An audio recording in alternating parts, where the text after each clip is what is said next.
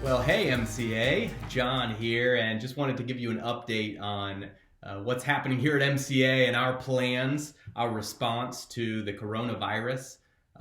It's certainly impacting our world, our country, our state, and now even our community. And I do want to say my heart goes out to our young student athletes who have worked so hard to be able to compete at state, and now they're not being given that opportunity.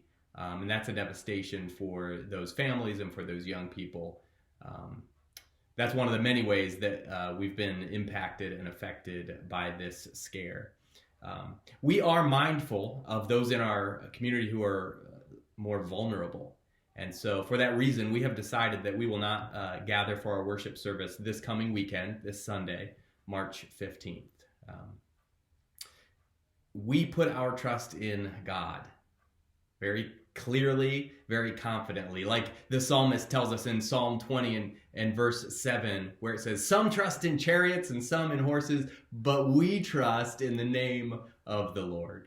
And so we're making a sacrifice by not gathering as we'd like to do, as we're accustomed to doing, that we will as soon as possible resume doing. But we're doing so in order to be mindful about those that are more vulnerable, and doing our part to ensure the health and the safety and the well-being of those who might be affected and the healthcare workers that are providing the care. So I want to give you a few action steps as a church family, even in the aftermath of this outbreak and this scare, and the choice for us to not gather together on Sunday. The first is to pray. That I've heard a lot of grumbling and complaining about this situation, and it's easy to go to that place. But let me urge us, implore us to pray, to seek the Lord and to thank Him for His goodness and the ways that He's working. And as part of our prayers, to lift up Governor DeWine, who's making difficult decisions, and our Director of Public Health,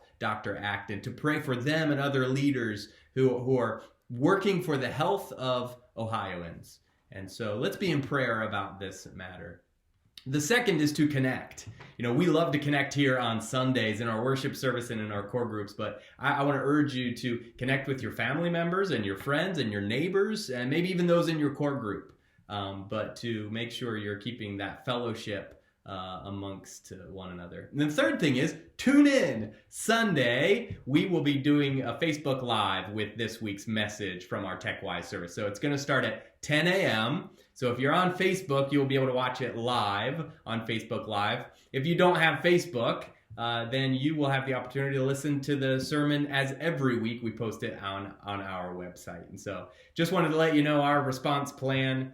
Thank you for your understanding and your consideration. I could say that I've never led a church through a public health crisis like this before, so I appreciate your grace as we consider and prayerfully make decisions that we want to be honoring to God and mindful of our neighbors as well. So hope you guys are doing great. Have a great week, and we will look forward to the next time that we're able to gather. Thank you, and God bless you.